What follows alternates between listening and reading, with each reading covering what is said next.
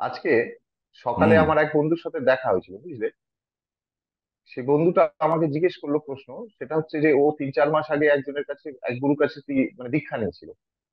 তো শুনে আমার ভালো লাগলো, যাক, দীক্ষা নিয়েছিস, ভালো করেছিস। তো বলছে, না রে, আহ, আমি ভাবছি যে আর একজন গুরুর সন্ধান পেয়েছি, উনি নাকি খুব ভালো। আমি ভাবছি যে তার কাছে গিয়েই আবার নতুন করে দীক্ষা নেব। তো আমার কি এটা করা উচিত? তো আমি উত্তর ঠিক দিতে পারলাম না। আমি বললাম, দেখ, ভেবে চিন্তে দেখ, যেটা তুই ভালো বুঝিস সেটাই কর। কারণ কোনটা ঠিক কোনটা ভুল আমি জানি না। তো সেটাই তোমাকে জিজ্ঞেস করতে চাই, যদি তোমার সাথেও এরকম সেম কোন এক ব্যক্তি যদি তোমাকে গিয়ে এই প্রশ্নটা করে, তার উত্তরটা তুমি কি দেবে? দেখ, ব্যাপারটা হচ্ছে যে এখন যে তোকে তোর বন্ধু একজন গুরু করেছে 3 মাস আগে, সে এখন আর একজন ভালো গুরুর কাছে যেতে চাইছে 3 মাস 4 মাসের মধ্যে, বা হুম, 6 মাসই ধরে নে, তার মধ্যে আর একজন গুরুর কাছে হুম, যেতে চাইছে। তার হুম, হুম। সাথে না কথা বলে তো কোনো কিছু বোঝা যাবে না যে সে কি চাইছে, কেন ছেড়ে যেতে চাইছে। তো ও কি করবে সেটা ওর সাথে না কথা বলে উত্তর দেওয়া সম্ভব নয়, তবে হ্যাঁ, সে সাবজেক্টটা তো ভালো। ঠিকই, সে তো বাস্তব। সাবজেক্টটা ভালো, সাবজেক্টটা হ্যাঁ, এই। এর সাথে সাথেই আমার একটা প্রশ্ন এসছে মাথায়। মানে এটা হয় একটা স্পন্টেনিয়াস, হঠাৎ করে, যে আমরা গুরু শিষ্য অনেক শুনেছি, কিন্তু গুরুর অর্থটা এক্স্যাক্টলি কি একটু বলতে পারবে? গুরু বলতে আমরা কি বুঝি বা কি বোঝা উচিত, বা গুরু কে? গুরু কাকে বলা উচিত? গুরু কাকে বানানো উচিত? কি আচ্ছা দেখে আমি তাকে গুরু বানাবো? আচ্ছা, খুব ভালো প্রশ্ন। কিন্তু গুরু কে বা গুরু কাকে বলে, বা এই ব্যাপারে গুরুর ব্যাপারটা না গিয়ে আগে প্রথমে বুঝি যে শিষ্য কাকে বলে। শিষ্য, আচ্ছা, ঠিক ভালো। আছে। গুরু আর শিষ্যর কথাটা হ্যাঁ, দিয়ে তো আমরা জানতে চাইছি। গুরুর ব্যাখ্যাটা আমি পরে হ্যাঁ। দিচ্ছি। এ- এমনি আচ্ছা, সকলেই আমরা জানি যে গুরু মানে যে অন্ধকার থেকে আলোর পথে নিয়ে আসে, তাকে আমরা গুরু গুরু বলে আচ্ছা। জানি। মানে অন্ধকার দূর করে আলোতে যে নিয়ে আসে। তো গুরুর ব্যাখ্যাতে আমি পরে যাচ্ছি, কারণ ওটা একটু লেংদি হবে। আমরা আগে বুঝি যে শিষ্য বলতে কি বোঝায়। যখন কেউ যায় যে আমাকে দীক্ষা দিন, তখন গুরু কি জিনিস দেখে। হুম। তো এটা বোঝাতে গেলে তোকে একটা খুব সুন্দর আহ, দুটো কথা আছে, দুটো টার্ম আছে, শিখ ধর্ম থেকে আসে। শিখ, সিকিজম। এটা আচ্ছা, ওখানে থেকে অরিজিন। যে একটা দু ধরনের শিষ্য হয়, দু ধরনের মানুষ যায় গুরুর কাছে। এক হচ্ছে মানমুখী, আর এক আচ্ছা, হচ্ছে গুরুমুখী। হুম। আচ্ছা। মানমুখী কাদের বলছে? মানমুখী। মানমুখী বলছে, মানমুখী কথাটার মধ্যে আছে যে মনের কথা শুনে। মনের কথা কারা শুনছে? আচ্ছা, মনের কথা তারা শুনছে যারা এই মেটিরিয়ালিস্টিক, মানে ধন সম্পদ যা কিছু লাগে আমাদের বেঁচে থাকার জন্যে, সেই জিনিসটায় যাদের আগ্রহ বেশি, তারা, তাদেরকে বলা হচ্ছে মানমুখী। মানে আমার খেতে ইচ্ছে হলো, আমি খাবো। যদি কেউ বারণ করে, কেন খাবো না? ঠিক আছে, আমার কিসের সে অনেক কোয়েশ্চেন দেবে। আমার বাবা খেত, তার বাবাও খেত, তাহলে আমি কেন খাবো না? কেন তুমি আমাকে বারণ করছো? খেলে পরে এর পেছনে ধর্ম কি বলছে, এর পেছনে সায়েন্স কি বলছে। মানে সে, গুরু যে কথাটা বলবে সে কিছুতেই চট করে মেনে নেবে না সেটা, কারণ সে মানমুখী, সে নিজের মনের কথা শোনে। তার মন বলছে, মানে কথার কথা বললাম, যে ওখানে বলল যে মিথ্যে কথা বলা পাপ, গুরু বলল। এবারে যে মূল মানমুখী হবে, সে গুরু যাই বলুক না কেন, ও মানবে না। ও মিথ্যে কথা যদি বলতে চায় ও বলবে, প্রয়োজন পড়লে ও বলবে, কারণ ও মনের কথা শুনে চলছে। ঠিক আছে। আচ্ছা। বা হ্যাঁ, গুরু বুঝলাম। বলল যে, গুরু গুরু বলল যে দেখো, আকাঙ্ক্ষা কমাও। তোমার তো একটা গাড়ি আছে, তুমি আর একটা গাড়ি কেনার কেন এত কথা ভাবছো? সে শিষ্য হয়তো বলছে যে না, আমার পাশের বাড়ি একটা 50 লাখ টাকা দামের গাড়ি কিনেছে। তো আমার বাড়ি থেকেও বলছে যে আমার এই 10 লাখের গাড়িটা বিক্রি করে আমি একটা 60 লাখের গাড়ি যেন কিনি। গুরু বলল যে না, কোনো দরকার নেই, তুমি 10 লাখের গাড়িটাই চালাও না, তাতে অসুবিধা কি?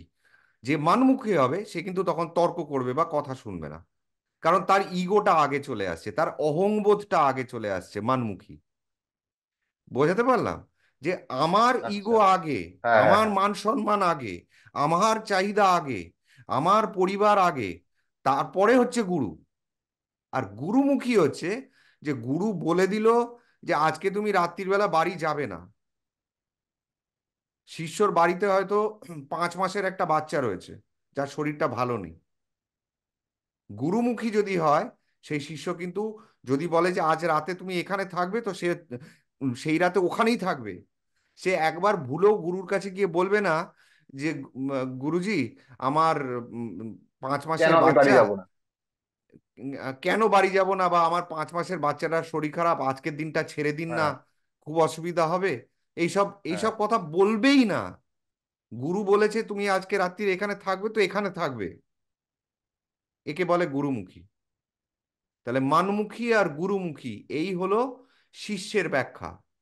এবং শিষ্য। গু শিষ্যের ব্যাখ্যা। এবং গুরু সব সময় আগে এই জিনিসটা বাজিয়ে দেখে যে যে ব্যক্তিটা আমার কাছে আসছে আচ্ছা। দীক্ষা নিতে, সে মানমুখী না গুরুমুখী। বাহ। বুঝতে ঠিকই। পারলি? মানে এটা এটা থেকে, হ্যাঁ, এটা থেকে একটা মানে উদাহরণ আর একটা মনে আসছে, যে আমরা যখন আমাদের বাচ্চাকে স্কুলে নিয়ে যাই, যে কোনো স্কুলে অ্যাডমিশন করাতে যাই, সে স্কুল আগে দেখে নেবে সেই বাচ্চাটা সেই স্কুলে পড়ার উপযুক্ত কিনা, মানে ব্যাপারটা ওরা নিয়ে আসছে আর কি। হ্যাঁ, যে তুমি এসছো, আমি স্কুল খুলেছি, আসো আসো আসো, যে আসছে আসো আসো আসো, সেটা হয় না।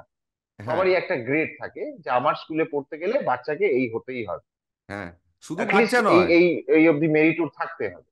হ্যাঁ, শুধু বাচ্চা নয়। এখন তো মা বাবাদেরও বাবা কি করে, কত টাকা ইনকাম করে বছরে বা মাসে, হ্যাঁ, মা কি করে, কত অবধি হ্যাঁ, পড়াশোনা করেছে, ঠিকই। জয়েন্ট ফ্যামিলিতে থাকে না নিউক্লিয়ার ফ্যামিলিতে। এখন তো বাচ্চার বাবা মাকেও দেখে। তো মানে একটা যাই স্কুলে হোক। যদি এত পরীক্ষা নিয়ে একটা অ্যাডমিশন নেয়, তাহলে গুরু দেখবে না? তো কথাটা এইটা নিশ্চয়ই, যে নিশ্চয়ই। গুরু লজিক্যাল, লজিক। এবারে দেখ এই কথাটা কেন উঠলো। তুই যে বললি না যে ভালো আরেকজন গুরু পেয়েছে, সেই জন্য তোর বন্ধুটা তার কাছে যেতে চায়। হ্যাঁ, এটা হ্যাঁ, এটা কেন হচ্ছে হ্যাঁ, বলতো? হ্যাঁ। কারণ ওর, আমি দেখ তোর বন্ধুকে আমি আঘাত দিতে চাইছি না, কিন্তু ওর চাহিদাটা কিন্তু মানমুখী, আমি যতটুকু বুঝছি। মানমুখী। হ্যাঁ, এবার বুঝতে পারছি আমি। হয়তো ও কোনো জিনিস পাচ্ছে না, গুরু দীক্ষা নেওয়ার পরও ওর কোনো জিনিস যেটা আকাঙ্ক্ষা ছিল সেটা পেয়ে উঠছে না। হ্যাঁ, এবারে দেখ। তার কোথাও যেন একটা মনে হলো যে, না, দেখ এখানে একটা সূক্ষ্ম ব্যাপার আছে। সূক্ষ্ম ব্যাপারটা হচ্ছে গুরু দীক্ষা তো দিয়েছে। এবারে গুরু দীক্ষা দেওয়ার পরে যে কোনো মন্ত্র যখন গুরু দেয়, সে বলে দেয় যে তুমি এটা রোজ জাপ করবে। এবারে 6 মাস বা এক হুম, বছর পরে তুমি আমার কাছে আসবে, আর এর মধ্যেও যদি কোনো অসুবিধা হয় তাহলে তো আসবেই, আমাকে জানাবে। হুম, আর নয়তো 6 মাস বা এক বছর, এক বছর মানে গুরু পূর্ণিমাতে তো সব শিষ্যরা গুরুর কাছে আসেই, তখন তো দেখা হবেই। তো হুম, এইভাবে যে এটা কেন করে বলতো? এটা হচ্ছে ওই হোমিওপ্যাথি ডাক্তার 1 সপ্তাহ ওষুধ দিল, আপনি 1 সপ্তাহ ওষুধটা খান, তারপরে আমাকে জানান কেমন আছে। কেমন আছেন মানে কি, সে দেখতে চায় যে তার পেশেন্ট ইমপ্রুভ করছে না ডেটোরিয়েট করছে। সেই অনুযায়ী সে ওষুধের কারেক্ট, মাত্রাটাকে কারেক্ট। বা ওষুধটাকে পাল্টাবে। কারণ তার অভিজ্ঞতা আছে যে এই ওষুধটা দিলে পরে হয়তো তার পটি আটকে যেতে পারে, বা রাতে ঘুম না আসতে পারে, বা হয়তো হাত পায়ে জ্বালা ধরতে পারে। তো সে জানে, কিন্তু তবুও ওষুধটা দিতে সে বাধ্য হচ্ছে। তাই পেশেন্টকে তো সব কথা খুলে বলা যায় না। তাই সে বলছে 1 সপ্তাহ আসবে, আমাকে বলবে। এবারে দেখা ঠিকই। গেল যে হয়তো 5টা সিমটমের মধ্যে একটা সিমটম যে সবই ঠিক আছে, কিন্তু আমার পটিটা আটকে গেছে। তখন বুঝলো যে যা, এর তাহলে ঠিক আছে, ওষুধটা কাজে দিচ্ছে, যে প্রবলেমটা নিয়ে এসছিল সেই প্রবলেমটাও ঠিক হচ্ছে, তাহলে খালি একটা পটি করার ওষুধ বাড়িয়ে দিল। ঠিক আছে, তুমি আরো 2 সপ্তাহ পরে খেয়ে আমাকে জানাও হুম, কেমন, তুমি মনে হয় ঠিক হয়ে যাবে। তো গুরুও কিন্তু সেই রকম, তার অভিজ্ঞতা ঠিক। থেকে সে তোকে যখন মন্ত্র দিচ্ছে, সে কি বলছে, দিনে অন্তত এক বা একটা মালা তোকে জাপ করতেই হবে। পৃথিবীতে যত গুরু আছে তাকে তোকে তোকে এই কথাটা বলবেই, যদি সে মন্ত্র দীক্ষা দেয়। যদি ক্রিয়ার দীক্ষা দেয়, কোনো ক্রিয়ার দীক্ষা দেয়, কারণ দীক্ষা তো অনেক, যেরকম আমাদের আর্টস সায়েন্স নানা রকম সাবজেক্ট আছে, তেমনি আমাদের যে গুরু আছে তারা এক একটা বিষয়ে পারদর্শী, মানে এক্সপার্ট। তাহলে সে সেই রকম তো। সেখানে ধর কেউ তন্ত্রের দীক্ষা নিচ্ছে, কেউ মন্ত্রের দীক্ষা নিচ্ছে, কেউ নামের দীক্ষা নিচ্ছে, মানে সেখানে কোনো মন্ত্রও আসবে না, খালি নাম দীক্ষা। মানে সে খালি রাম রাম রাম রাম করে যাবে, নামটা পেয়েছে সে, হুম। নামের দীক্ষা। নামের দীক্ষা সে পেল। এবারে গুরু বলল তুমি এই নাম কম করে অন্তত একটা মালা করবে প্রত্যেকদিন, তারপরে 6 মাস এসে দেখা করবে। কারণ গুরু জানে যে এই ছেলেটা যদি যেমন ভাবে ওকে বলছি পদ্মাসনে বসে ঘুম হুম। হুম। থেকে উঠে বা ঘুমাতে যাওয়ার আগে এটা করবে, গুরু জানে যে এটা যদি ও সত্যি সত্যি করে তাহলে ওর ভেতরে এই এই পরিবর্তনগুলো আসবে। এবং এই ঠিক। এই ব্যায়ামগুলোও আসতে পারে। মানে সব সময় যে মন্ত্র তোকে ভালোই দেবে তা তো নয়। গুরু হয়তো বললো এই জায়গাটায় তুমি ফোকাস করে মন্ত্রটা জাপ করবে। এবারে শিষ্য গিয়ে বাড়িতে 6 মাস ধরে মন্ত্র জাপ করলো, গুরু বলেছে, গুরুমুখী শিষ্য, গুরু বলেছে আমি করে যাচ্ছি। এবারে সে এই জায়গাটায় ফোকাস করে মন্ত্রটা জাপ করলো। 6 মাস পরে গুরু যেতে বলেছে, 6 মাসের আগে আর যাবো না। 6 মাস পরে গুরুর কাছে গেল, গুরু বললো কেমন জব হচ্ছে? বললো হ্যাঁ গুরুজি ঠিক তো হচ্ছে, কিন্তু এই জায়গাটা না প্রচন্ড ব্যথা করছে আমার। আর যখন হচ্ছে তখন এই জায়গা থেকে পুরো ছড়িয়ে যাচ্ছে মাথা ব্যথাটা। তখন গুরু বলল যে তুমি কোন জায়গায় ফোকাস করছো, এখানে করছো না এখানে করছো? শিষ্য বলল আপনি বলেছিলেন এখানে, তাই এখানে। তখন বলল ঠিক আছে, তুমি আর এখন ওই জায়গাটায় করো না, এখন হৃদয় চক্রে করো, তুমি এখানে আর ফোকাস করো না। কারণ গুরু বুঝে গেছে যে একে যতটা ওষুধ দেওয়ার এইখানে ফোকাস করানোর করিয়ে হুম। দিয়েছি, আর ওখানে ফোকাস করতে হবে না। এবারে ওকে নামিয়ে আসলো নিচে, হৃদয় চক্রে। ঠিক আছে, এবারে ওইখানটায় ফোকাস করো, জানে যে ওইখানে করলে মাথা ব্যথাটা ছেড়ে যাবে। এটা গুরু নিজের অভিজ্ঞতা থেকে বললো। এই জন্য গুরু তোকে টাইমটা দিচ্ছে যে 6 মাস পরে তোকে যেতে হবে। এইবারে কথাটা হচ্ছে যে যে ওই 6 মাস ধরে প্র্যাকটিসটা করবে সে ফল পাবে। তখন কিন্তু হ্যাঁ, সে আর নিশ্চয়ই। অন্য কোনো গুরুর কাছে যেতে চাইবে না। এবারে যদি সে নাই করে তাহলে সে কোনো ফলও পাবে না।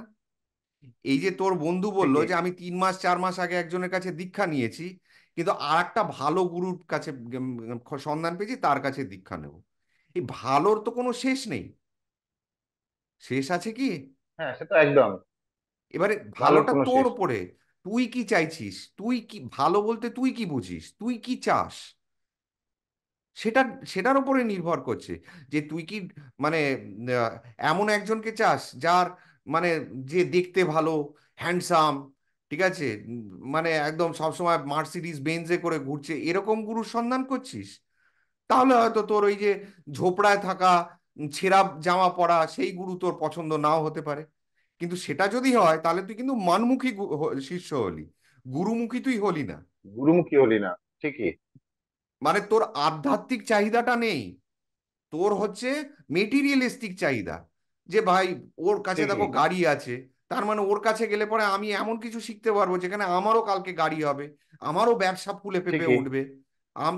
মানে মেটিরিয়ালিস্টিক, মেটিরিয়ালিস্টিক মানে কি, আমরা বেঁচে মানে যেই জিনিসগুলো আমাদের বেঁচে থাকার জন্য নিত্য প্রয়োজনীয় জিনিস বা আমাদের আশা আকাঙ্ক্ষা, সেইগুলোর মধ্যে পড়ছে মেটিরিয়ালিস্টিক সবকিছু, সেই ঠিকই। চাহিদা। মানে হ্যাঁ, তোর বুঝলাম। হ্যাঁ, বুঝলাম। তোর আধ্যাত্মিক বিষয়ে জিরো ইন্টারেস্টেড। তো এই হলো শিষ্য। তো গুরু প্রথমে দেখবে যে শিষ্য কি চাইছে, কি ধরনের, গুরুমুখী না সোনাম। মনমুখী। মনমুখী। এই জন্যে তুই যদি জেন জেন বা বুদ্ধিস্ট, যেগুলো ধর আমাদের দেশে এখনো আছে, যে বুদ্ধিস্ট তোর আশ্রম, বুদ্ধিস্টদের যেগুলো 500 বছর 700 বছর 1200 বছর পুরনো আশ্রম, সেখানে তুই গিয়ে বল যে আমাকে দীক্ষা দিন, দীক্ষা দেবেই না তোকে। আচ্ছা। বাহ। আগে আগে পরীক্ষা করবে যে তুই কেন এসছিস ওইখানে, তুই চাসটা কি। তুই কি কাউকে মার্ডার করে আমার খুব কাছে চলে সুন্দর। এসেছিস এই আশ্রমে থাকবি বলে? নাকি তুই বাড়িতে অশান্তি সহ্য করতে পারছিস না বলে চলে এসেছিস? নাকি তোর সত্যি মানে জানার ইচ্ছা যে পরমেশ্বর কাকে বলে, বা গৌতম বুদ্ধ ঠিকই। মতন আমি এনলাইটেন্ড হব, বা আমি সমাধি যোগ যোগের মধ্যে প্রবেশ করব, এই যদি তোর কামনা মানে ইচ্ছে থাকে, তখন তোকে দীক্ষা দেবে, তার আগে তোকে দেবে না। তোকে নানা রকম ভাবে মানে কাটিয়ে দেবে। পরীক্ষা করে, হ্যাঁ, পরীক্ষা করে দেখবে যে তুমি অ্যাকচুয়ালি চাইছোটা কি, তোমার হ্যাঁ, পারপাসটা কি, তুমি এসছো গুরু দীক্ষা নিতে কি জন্য। হ্যাঁ। একটা তো উদ্দেশ্য তো নিশ্চয়ই থাকে তো সবার। তো তোর বন্ধু যেরকম এক, মানে এখানে তোর বন্ধু যে কথাটা বলেছে, এখানে তার মানে তোর বন্ধু যেরকম মানমুখী, সে তার মনের কথা শুনে চলছে, তার যা মানে টাকা পয়সা ধন দৌলত দেখতে ভালো, হুম মানে হুম হুম। ঢং তার কাছে বেশি ইম্পর্টেন্ট আধ্যাত্মিকতার থেকে। ঢংটা সং সেজে কেউ যদি তার সামনে আসে, সেটা তার কাছে বেশি ভালো বা জাদু, কোনো হয়তো গুরু জাদু দেখাচ্ছে, ওটা বেশি অ্যাট্রাকটিভ মনে হচ্ছে তার। তার কাছে আধ্যাত্মিকতাটা পরে, আগে হচ্ছে জাদু বা পরে। ক্ষমতা। দেখো এই এই গুরু পকেট থেকে এরকম বার করলো, 50টা গোলাপ ফুল বেরিয়ে এলো, দেখেছো কত বড় ক্ষমতা। তো ওই জাদু দেখানোর জন্য ওই গুরুর পেছনে ছুটছে, আধ্যাত্মিকতা নয়। মানে ও শক্তি চাই, যে ওই গুরু ঠিকই। আমাকে শিখিয়ে দেবে, আমিও কালকে পকেট থেকে একটার পর একটা ফুল বার করব, লোককে দেখাবো দেখেছো আমি কত বড় মানে বিজ্ঞ পণ্ডিত। এই এবারে এখানে যেরকম শিষ্যর দোষ দিলাম, মানে তোর বন্ধুর দোষ দিলাম, তেমনি তার কাছে যে 3 মাস আগে যে দীক্ষা নিয়েছে যে গুরুর কাছে, আমি গুরুকেও দোষ দিতে চাইছি। কারণ ওই যে বললাম যে শিষ্য না হয় ভুল করতেই পারে, কারণ পৃথিবীতে মানুষ অনেক রকমের, মানমুখী হবে এটাই আশা করা যায়। সবাই যদি আধ্যাত্মিক চেতনায় ঢুকে যাবে, তাহলে আমাদের দেশের বর্ডারে আমাদেরকে গার্ড করবে কারা, তাই না? আমাদের ঠিকই। দেশ রক্ষা করবে কারা? যৌক্তিকতা। তাই তো। তো মানুষের মন অনেক কিছু চায়, কিন্তু আমি গুরু, আমি দীক্ষা দেবার আগে দেখবো না যে ছেলেটা কি চাইছে আমার কাছ থেকে? তো অমন গুরু ওকে ঠিকই। দীক্ষা দিল কেন? গুরু পরীক্ষা করে নেয়নি কেন যে 3 মাস পরে ও আর একজন গুরুর কাছে যেতে চাইছে? কথাটা বোঝাতে একদম পারলাম? বাস্তব। একদম বাস্তব। কারণ গুরুর উদ্দেশ্য তো শিষ্য করা নয়। শিষ্য মানে কি সন্তানের আচ্ছা। থেকেও ওপরে। গুরুর কাছে শিষ্য মানে সন্তানের থেকেও ওপরে।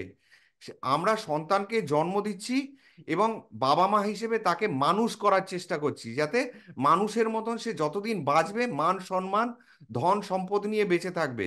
গুরু শেখাচ্ছে যে তুমি বাঁচবে তো বটেই ভালোভাবে, কিন্তু যখন তোমার মৃত্যুর সময় আসবে, তখন যেন তুমি তাতেও ভয় না পাও, তুমি যাতে মৃত্যুকে ফেস করার জন্য যেন তুমি প্রস্তুত থাকো, গুরু ততখানি অবধি নিয়ে যাবে। আচ্ছা। বুঝতে পারলাম? তাহলে আমার কাছে যদি আমার আমার লক্ষ্যটা তার মানে ভাব, আমরা একটা ছেলে করেই বা একটা সন্তান আজকের দিনে করেই আর দ্বিতীয় সন্তান নিতে ভয় পাই, যে বাবা স্কুলের যা ফিস, ডাক্তারের যা খরচা, হসপিটালের এত খরচা, হুম। খাওয়ার দাওয়ার জিনিসপত্রের 100 বার। এত দাম, বাবা দুটো সন্তানের দরকার নেই, পারবো না মানুষ করতে, তাই না? তাহলে আমরা বাবা মা হুম। হিসেবে দুটো ঠিকই। সন্তান নিতে ভয় পাচ্ছি, তাহলে গুরু কি করে 50টা শিষ্য নেওয়ার নিতে ভয় পায় না? প্রশ্নটা বুঝছিস আমি কি বলছি? কারণ তার তো হ্যাঁ, দায়িত্ব একদম আরো একদম। বড়। আরো বড়। সে তো শুধু বেঁচে থাকার রহস্য বলছে না, সে বেঁচে থাকার পরে মানে মৃত্যু এবং মৃত্যুকে কি করে মুখোমুখি সামনাসামনি ভয় না পেয়ে জয় করতে হবে, কি করে মোক্ষ লাভ করতে হবে, কি করে সমাধিতে যেতে হবে, সেইগুলো শেখাতে হবে। তাহলে আমি মানে এত যেটা এত সাধারণ, যেটা যেটা সাধারণ মানুষ নিজেদেরও সেই জ্ঞানটা নেই, এবং স্বাভাবিকভাবে সেই তাদের সন্তানদের হোক বা প্রজন্মদের মানে বোঝাতে পারে না, বা এত দূর অব্দি চিন্তাই করতে পারে না। কারণ আমরা এটাই বুঝি না যে গুরু বলে কাকে, বা আমরা কেন গুরুর কাছে যাব। একদম ঠিক। আমরা ভাবি যে মানে গুরু। আমাদের আমাদের তো মানে সমাজে চলে এসেছে যে ঠিক আছে, তুই বড় হয়েছিস বা ঠিক আছে, গুরু দীক্ষা অবশ্যই নেওয়া দরকার, সবারই প্রয়োজন আছে। প্রয়োজনটা কিসের, তার ইম্পর্টেন্সটা কি, হ্যাঁ হ্যাঁ বা গুরু কেন, গুরু কাকে বলে, কেন আমি হ্যাঁ ওকে গুরু বানাবো, বা হ্যাঁ তুই যে গুরু হবি, তুই যে শিষ্য হবি, তোর কি কি করণীয় আছে, হ্যাঁ তোর কি কি জানার এটা আছে, সেগুলো তো আর কেউ বলেন না। হ্যাঁ। আজকাল সব থেকে বড় খালি কথা, বলে দীক্ষা নিতে। হ্যাঁ দীক্ষা নিতে, কিন্তু কেন দীক্ষা নেব? আগে এটা বোঝ। আমি দীক্ষা নেব, কিন্তু কেন নেব? আমার আমার কি প্রয়োজনে আমি দীক্ষা নিচ্ছি? আগে তোকে সেই জায়গাটা বুঝতে হবে যে আমি দীক্ষা কেন নিতে যাচ্ছি। খালি একটা মন্ত্র পাবার লোভে? মন্ত্র না হয় একটা দিয়ে দিল, তারপর কি হবে? সে মন্ত্রটা দিয়ে কি করবি? না, শুনেছি নাকি যে দীক্ষা হয়ে গেলে পরে মৃত্যুর সময় সেই আমাকে হাত ধরে উম, নদী পার করে দেবে, এরকম আমি শুনেছি আগেকার দিনে, বা গ্রাম বাংলায় এখনো এ ধরনের কথা বলে, হ্যাঁ হ্যাঁ। যে যে গুরু দীক্ষা নিয়ে নে, মন্ত্রটা পেয়ে গেলে পরে মৃত্যুর পরে ওই গুরু মন্ত্র বা গুরুই এসে তোর হাত ধরে পার করে দেবে। কিন্তু এর ভেতরের অর্থটা আমরা বুঝি না, যে গুরু হাত ধরে পার করাবে কাকে। তুমি আগে শিষ্যর ধর্মটা তো তোমাকে পালন করতে হবে, নিশ্চয়ই, নিশ্চয়ই। তাই না? মানে একটা স্কুলে সবাই ফার্স্ট হয়ে এসছে, সবার রেজাল্ট ভালো, তার মানে এই নয় যে তোমারও রেজাল্ট ভালো হবে। তা তোমার রেজাল্ট ভালো করতে গেলে যে যে করতে, যে তোমাকে যেভাবে পড়াশোনা করতে হবে, যেভাবে জিনিসগুলো মানে শিক্ষাটাকে নিতে হবে, সেটাও তো তোমার কাজ। হ্যাঁ, তুমি খালি স্কুলে ভরে গেলে মানে যে আমি 90% পাবো, এরকম কোনো তো মানে নেই তাহলে। সেইটাই হচ্ছে একদম তাহলে তো ঠিক ঠিক ঠিক, একদম ঠিক কথা ধরেছিস। তার মানে কি, যে আমি ভালো স্টুডেন্ট যে, সেটা তো আমাকে প্রমাণ করতে হবে। আমি 100 বার। ভালো একটা স্কুলে গেলাম, আমি একটা ভালো টিচারের কাছে পড়ছি, তার মানে তো এই নয় যে আমি ফার্স্ট ডিভিশনে পাস করে যাব যেহেতু আমার টিচার ভালো। আমি একজন ভালো স্টুডেন্ট হুম। সেটা তো আমাকে প্রমাণ করতে হবে। আমার টিচার আমাকে যেটা যেটা 100 বার। বলবে, আমাকে তো সেটা ফলো করতে হবে। তারও আগে জানতে হবে আমি পড়াশোনা করছি কেন, বা আমি দীক্ষা নিচ্ছি কেন, 100 বার। তাই না? এবারে দীক্ষা ঠিকই, নিচ্ছি ঠিকই। আমি কি কারণে? আধ্যাত্মিক চেতনার উন্নতির জন্য, তাই তো। যে আমাকে শুরুই হবে যে আমি অমুক গুরুর কাছে যাব, সেই গুরু আমাকে ধর রাম মন্ত্রে দীক্ষা দেবে, কথার কথা বলছি, বা কৃষ্ণ মন্ত্রে দীক্ষা দেবে, কথার কথা বলছি। তাহলে আমার প্রথম কি, যে আমি ওই গুরুর কাছে দীক্ষা নিলে পরে আমি কৃষ্ণ মন্ত্র পাবো, আমি জানি। তাহলে কৃষ্ণর সাথে সেই বন্ডিংটা আমার থাকতে হবে। কৃষ্ণকে যদি আমি নাই ভালোবাসি, বা আমি যদি হুম। শিব ঠাকুরকে ভালোবাসি, তাহলে আমি ওই গরুর কাছে যাচ্ছি কিসের জন্য? তাই না? তো আমি তাহলে এমন গুরুর কাছে যাব ঠিকই। যে আমাকে শিব ঠাকুরের মন্ত্রে দীক্ষিত দেবে। তবে কি করতে পারবো? 100 বার। তবে আমি শিব ঠাকুরের বিষয়ে জানতে পারবো, যে শিব ঠাকুর কে, ঠিক আছে, আগম শাস্ত্র কাকে বলে, যোগা কিভাবে আমাদের শিব ঠাকুর দিয়ে গেছে, ঠিক আছে, ত্রিনয়ন বলতে কাকে বোঝায়, ঠিক আছে, সমাধি কাকে বোঝায়, এই ব্যাপারগুলো আমি শিব ঠাকুরের শিব ঠাকুরকে নিয়ে যে হুম, হুম, রিসার্চ হুম। হয়, আমি গুরুর কাছে যাচ্ছি মানে গুরু অভিজ্ঞ, শিব ঠাকুরের ব্যাপারে সবকিছু জানে। এবং শুধু জানে না, তার দেখ জানা দু রকমের আছে। একটা টিচার তোকে পড়াতে পারবে, এইখানে আসছি, শিক্ষক আর গুরুর মধ্যে তফাৎটা কোথায়, ঠিক আছে। শিক্ষক তোকে বলতে পারবে যে মেডিকেল সায়েন্সে এই ইনজেকশনটা, মেডিকেলি টার্মে বলছি, এই ইনজেকশনটা হুম, দিলে হুম। পরে আহ, মানুষটা সুস্থ হয়ে উঠবে, ঠিক আছে। এবারে ছুঁচটা তো এতটা লম্বা, ধরে নে, তাহলে বইয়ে লেখা আছে বা শিক্ষক পড়িয়েছে যে ইনজেকশনটা দিতে হবে। এবারে কেউ হয়তো একটু ভারী চেহারা, তার এতটা ইনজেকশন পুরোটা ঢুকিয়ে দিতে হবে। আর কেউ হয়তো 80 বছরের বৃদ্ধ, যার শরীরে কোনো মাসেলই নেই, তাকে যদি তুই এত বড় ইনজেকশনে পুরোটা ঢুকিয়ে দিস, তা তো হাড়ে ঢুকে লেগে যাবে। তার মানে কি, এখানে দরকার গুরু, বই পড়া গুরু অভিজ্ঞতা। নয়, অভিজ্ঞতা। অভিজ্ঞতা, বই পড়া গুরু নয়। বই পড়ে তো আমিও বই পড়ছি, আমার টিচারও বই পড়ছে, মানে শিক্ষকও বই পড়ছে, আমি শিক্ষককে অসম্মান করছি না। কিন্তু গুরু মানে কি, যার অভিজ্ঞতা আছে। গুরু হাতে ধরে শেখায়, যার জন্য কেউ পড়াশোনা করে ডাক্তার হতে পারে না, পারে কি? না, পরীক্ষা দিয়েও তারপরে তাকে প্র্যাকটিস করতে হয়। হ্যাঁ, এবং প্র্যাকটিস কিরকম, একজন অভিজ্ঞ সিনিয়র ডাক্তারের আন্ডারে তাকে প্র্যাকটিস করতে হবে 3 বছর, 2 বছর, 3 বছর, 5 বছর, হুম, হুম, আমি হুম। জানি না।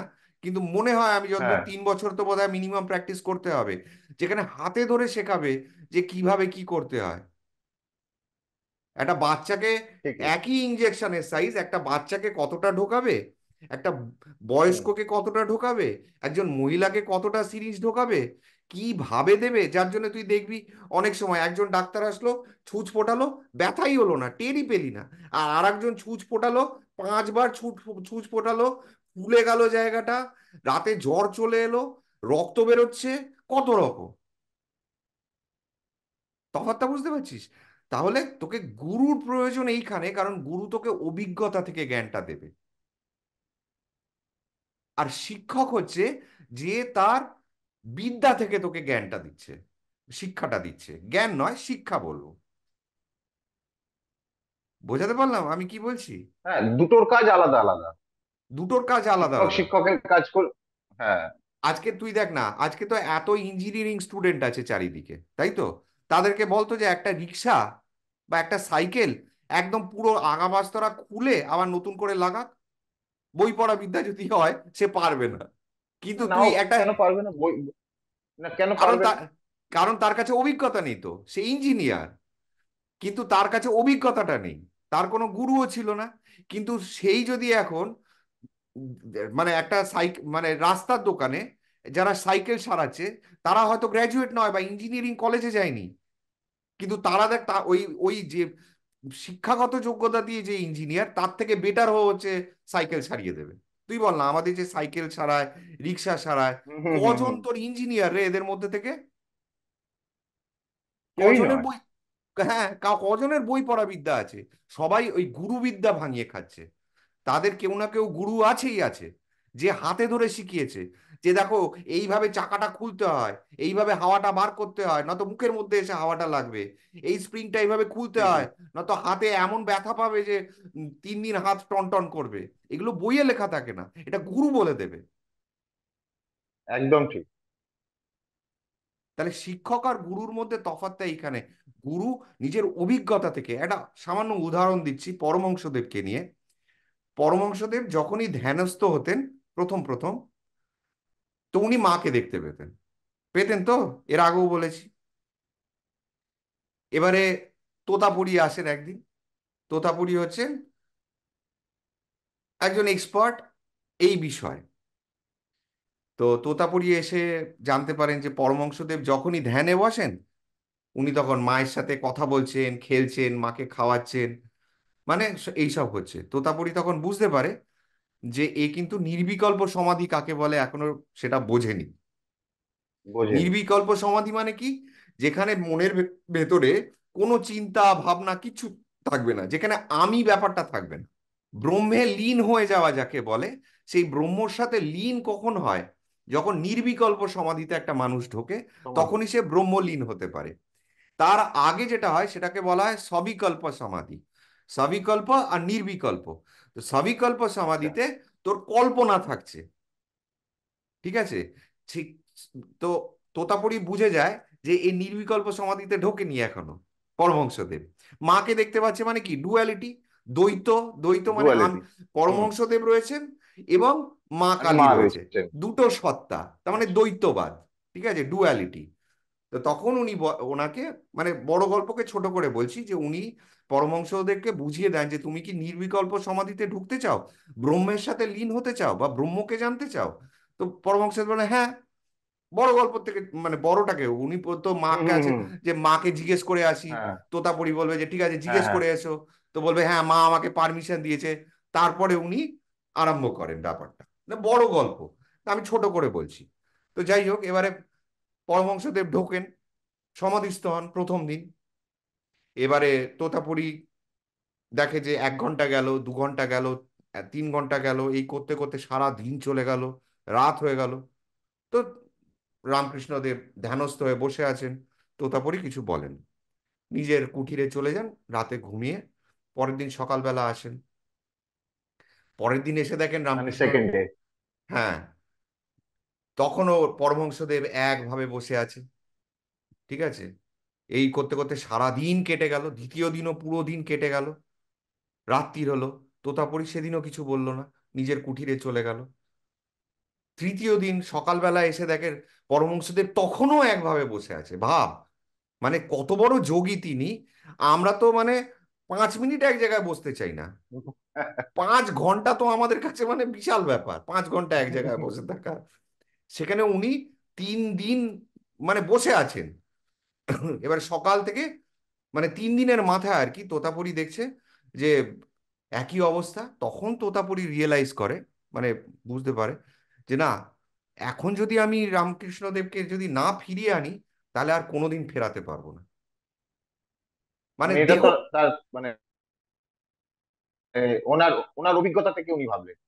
হ্যাঁ, ওনার অভিজ্ঞতা, শুধু অভিজ্ঞতা নয়, আমি ধরে নিচ্ছি বই পড়া বিদ্যা। হ্যাঁ, আমি এত দূর অব্দি ধরে নিলাম যে বইয়ে লেখা আছে যে 3 দিনের মধ্যে ফেরত আনতে হয়। বোঝা গেল? এইবারে কি করলেন, উনি কিছু প্রক্রিয়া করলেন, কানে কিছু বললেন বা মুখে কিছু দিলেন, যাই হোক কিছু একটা করলেন। এবং 3 দিনের মাথায় যখন উনি বুঝতে পারলেন যে এখন রামকৃষ্ণ পরমহংসদেবকে যদি ফেরত না নিয়ে আসতে পারি, তাহলে উনি দেহ ছেড়ে চলে যাবেন, তাহলে আর নিয়ে আসা যাবে না। আর ফেরত আনা যাবে না, তখন তোতাপুরী কিছু প্রয়োগ করলেন। কি করলেন আমার তো জানা নেই, আমি ওই ওই উম, ব্যাপারে হুম। আমি অজ্ঞ, আমার ক্ষমতা নেই। কিন্তু কিছু একটা প্রয়োগ করলেন। এই যে প্রয়োগটা করলেন, পরমহংসদেব ফিরে আসলেন। গল্পটা এখানে শেষ হলো। প্রশ্নটা থেকে যায় যে তুই হয়তো ভাবতে পারিস যে কেন, এতে আবার বড় কথা কি আছে, 3 দিন হয়ে গেছে, বইতে হয়তো লেখা আছে কোথাও যে 3 দিনের মধ্যে ফেরত আনতে হবে। তো ধর আমি ধ্যানে বসলাম, এবারে তুই দেখলি যে ও রজতদা তো ধ্যানে সমাধিতে বসেছে, তুই দেখলি 3 দিন ধরে বসে আছে, তুই কি করলি, 3 দিনের মধ্যে ডাকতে হবে, তুই আমাকে গিয়ে ও রজতদা, তুই করতেই পারিস, পারিস তো। 100 বার। এবারে একদম। তুই করবি ও রজতদা, আর হ্যাঁ, রজতদা মানে আমি, আমি দেখলি ঢলে পড়লাম ও ক্যাত করে, কেন, আমার হার্ট অ্যাটাক হয়ে গেছে। মানে পদ্ধতিটা জানা নেই। তোর পদ্ধতিটা জানা নেই, তোর হ্যাঁ, ওই তো অভিজ্ঞতাটাই পদ্ধতিটা নেই, জানা নেই। যে আমি তখন কোন স্তরে আছি, তোর সেই অভিজ্ঞতাটাই নেই, যে আমি কত, মানে আমি কত সূক্ষ্ম শরীরে তখন বাস করছি। কথার কথা বলছি, যে ধর তুই শীতকালে কম্বল মুড়ি দিয়ে ঘুমাচ্ছিস, হঠাৎ কম্বল সরিয়ে তোর গায়ে 1 বালতি বরফ জল ঢেলে দিলাম, কেমন হবে? কল্পনা করতে পারছিস নিশ্চয়ই। আজকে বল। হ্যাঁ, মানে ওই অবস্থাতেই তোর হার্ট অ্যাটাক হয়ে যেতে পারে, তাই তো? মানে তুই যদি হ্যাঁ, নরম মনের হোস, ডিপ স্লিপে রয়েছিস, হ্যাঁ, শীতকালে যদি কম্বল তুলে তোর গায়ে বরফ জল ঢেলে দেয়, ওতেও তোর হার্ট অ্যাটাক হয়ে যেতে পারে। যদি তোর বয়স 60-70 বছরের হ্যাঁ। কাছাকাছি হয়, তখনও তোর হার্ট অ্যাটাক হয়ে যেতে পারে। এবারে যে মানুষটা নির্বিকল্প সমাধিতে আছে, তাহলে তাকে তুই গায়ে হাত দিয়ে ডাকা মানে বুঝতে পারছিস সে কত বড় চমকে উঠবে, সে ইনস্ট্যান্ট সে পালিয়ে যাবে দেহ ছেড়ে। এইটা যেটা হচ্ছে হয় এটা, অভিজ্ঞতা। এটাই। হ্যাঁ, এই কথাতে আরেক কথা মনে পড়লো, হয়তো খুব ডিপ স্লিপে রয়েছে বা একদম অঘোরে ঘুমাচ্ছে, কেউ গিয়ে মানে মানে তাকে জোরে নাড়িয়ে বা জোরে চেঁচিয়ে তার ঘুমটা ভাঙিয়ে দিল। হ্যাঁ, আর যে ঘুমোচ্ছিল সে যখন উঠলো তখন সঙ্গে সঙ্গে তার মাথাটা ধরে গেল। হ্যাঁ, মাথা মানে ধরে গেল, ব্যাপারটা এরাবি যে একটা। চমকে উঠলো, হ্যাঁ, থতমত খেয়ে হ্যাঁ। গেল, কোথায়, মানে হতমত এটা খেয়ে যখন, গেল। মানে কোথায় আছি, কি হয়েছে, কারো কিছু হ্যাঁ, আপদ হ্যাঁ, বিপদ হ্যাঁ, হলো, হ্যাঁ, হ্যাঁ। মানে একটা একটা এটা হয়েছে, আমার কনফিউশন। সাথে হয়েছে। হ্যাঁ, সেটাই হ্যাঁ। বলছি যে এটা হাঁ দেখ। করে তাকিয়ে আছি, হাঁ করে তাকিয়ে, এটা কি হলো, ব্যাপারটা কি হলো, মানে এরম হ্যাঁ, একটা। তাহলে বুঝতে পারছিস আমি কি বলছি, যে আমরা সাধারণ 100 বার। নিজের ঘরের মধ্যে ঘুমোতে গিয়ে আমাদের এই অবস্থা হয়, সেখানে মানে তোতাপুরি কতখানি নির্বিকল্প অভিজ্ঞতা সমাধি থেকে, থেকে। নির্বিকল্প সমাধি থেকে পরমহংসদেবকে টেনে ফিরিয়ে এনেছিলেন। এখানে তুই এমন কোনো গুরুকে যদি গুরু বলে ধরে নিস যার অভিজ্ঞতা নেই, তাহলে হয়ে যাবে তুই আমাকে সমাধি থেকে তুলছিস, ব্যাপারটা ওই রকম হয়ে যাবে। তা এই হলো শিক্ষক আর গুরুর মধ্যে তফাৎ। গুরু সবসময় তোকে তার নিজের অভিজ্ঞতা থেকে জ্ঞানটা দেবে, আর শিক্ষক তার নলেজ থেকে, নলেজ মানে সে বইয়ে পড়েছে, সে জানে যে এখানে ইউরোপ, এখানে আমেরিকা, এখানে নর্থ পোল, এখানে সাউথ পোল, এখানে অস্ট্রেলিয়া, এখানে সিঙ্গাপুর, এখানে জাপান, চায়না, সে বইয়ে পড়েছে, সে নিজে কোথাও যায়নি, সে বইয়ে পড়েছে, সেটার নলেজ আছে, সেই সেই সেই বিদ্যাটা তার কাছে আছে। এবং সেখান থেকে তোকে সে বিদ্যাটা বোঝাচ্ছে যে দেখো এখানে অস্ট্রেলিয়া, এখানে তুই ম্যাপ দেখে তুইও শিখে নিলি। কিন্তু গুরুর অভিজ্ঞতা থেকে বলছে। গুরু যখন বলছে যে আহ, উম, এই যে ওং আর ওম, হুম। আমরা প্রথম দিন ডিসকাস করেছিলাম, একটা শিক্ষক বুঝতে পারবে না তফাৎটা কোথায়, ওম আর ওঙ্গের তফাৎটা কোথায় একটা শিক্ষক বুঝতে পারবে না। কিন্তু যে প্রয়োগ করেছে, যে ফল পেয়েছে, সে কিন্তু তোকে বলে দেবে যে দেখ এইখানটা কাঁপিয়ে আমার কি লাভ, এখানটা তো যখন আমরা কথা বলছি সারা দিন ধরে, আমাদের তো এই জায়গাটা কাঁপছেই, তাই না? ওম ঠিকই। যখন করছি, এই জায়গাটা কাঁপছে, তো এই জায়গাটা তো সারা দিন কাঁপছে, যত কথা বলবো তত এই জায়গাটা কাঁপবে, তা হ্যাঁ, লাভটা কি ঠিকই। হচ্ছে আমার? তাহলে উদ্দেশ্যটা এখানে নয়, উদ্দেশ্যটা এখানে, ওম ব্রহ্মরন্ধ্র, তাহলে ONG করতে হবে। এটা গুরু শেখাবে, শিক্ষক বলতে পারবে না, কারণ শিক্ষকের কাছে তো তফাৎটা নেই, অভিজ্ঞতাটা নেই, যে এখানে, আচ্ছা এখানে করলি মাথা ব্যথা হচ্ছে, মাথা ঘোরাচ্ছে, এবারে শিক্ষক কি করে বলবে যে এখান থেকে কি করে বেরিয়ে আসো? ধর তুই এইখানটায় ফোকাস করলি, 6 মাস পরে কেউ, কোনো দর্শককে বারণ করছি এগুলো গুরু ছাড়া না করতে। এবং আমি কোনো গুরু নই, আমি কাউকে পরামর্শও দিচ্ছি না এগুলো করার জন্য। তো যাই হোক, এবারে ধর এইখানে তুই 6 মাস ওম প্র্যাকটিস করলি। এবারে 6 মাস পরে একদিন এমন হলো যে তুই করতে গেলি, মাথা টাথা ঘুরিয়ে পড়ে গেলি।